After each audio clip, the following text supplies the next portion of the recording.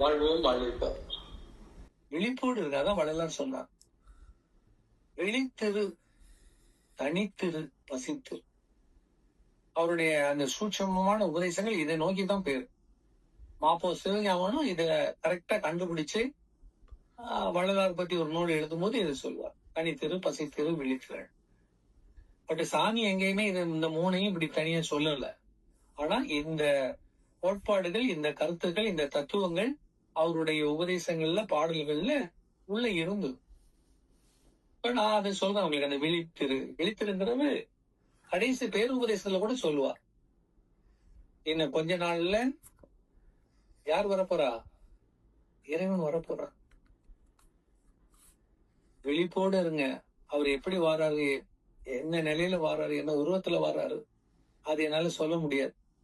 But வரப்போறாருங்கிறது ஒரு miss பண்ணிடாதீங்க. நான் இப்ப போயிருவேன், நான் மறைஞ்சிருவேன். என்னிலும் ஆற்றல் மிக்கவர். வெற்றாதீங்க, உங்களுக்கு வேண்டிய விடிவு அங்க கிடைக்கும் வள்ளலார் சொல்லிட்டே போயிட்டார். அப்ப அவரால் உணர முடிந்தது. அப்ப அந்த அறிவு நம்மள்ட்ட இருக்கத்தானே செய்யுது. யோசிச்சு பாருங்க. பைபிள்ல கூட இருக்கும், என்னிலும் ஆற்றல் மிக்கவர் தேச்சரவாளன் வருவார். பட் இப்ப நம்ம தான் ஒரு கட்சியில சேர்ந்துட்டோம், அடுத்த கட்சியை பத்தி சிந்திக்கவே மாட்டோம். இதுவே பெருசா போயிடும், இதை விட்டுறக்கூடாதுன்னே இருப்போம். ஏன்னா இதுல ஆதாயம் இருக்குது. அப்படிதான் வாழ்றாங்க. உண்மையை தேடலை யாருமே 100% உண்மை தேடுற. எதுக்கு அந்த உண்மை தேடு? என்ன மண்ணில உடம்ப போட்டுட்டு தானே போக போறோம், இதைத்தான் சொல்லுவான்.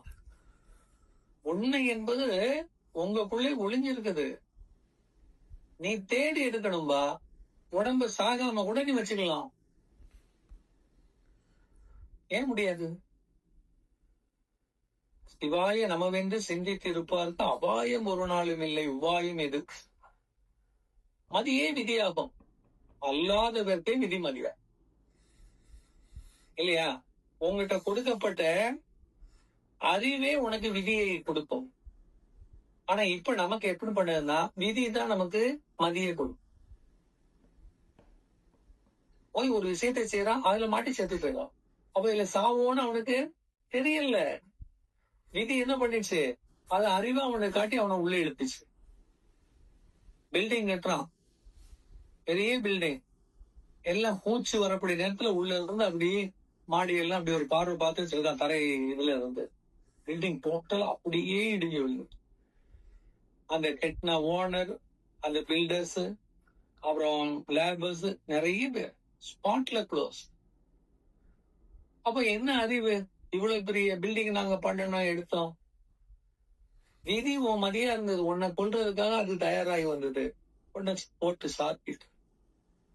வாழ்க்கையில நீங்க இங்க உணரணும், இதுதான் முக்கியம்.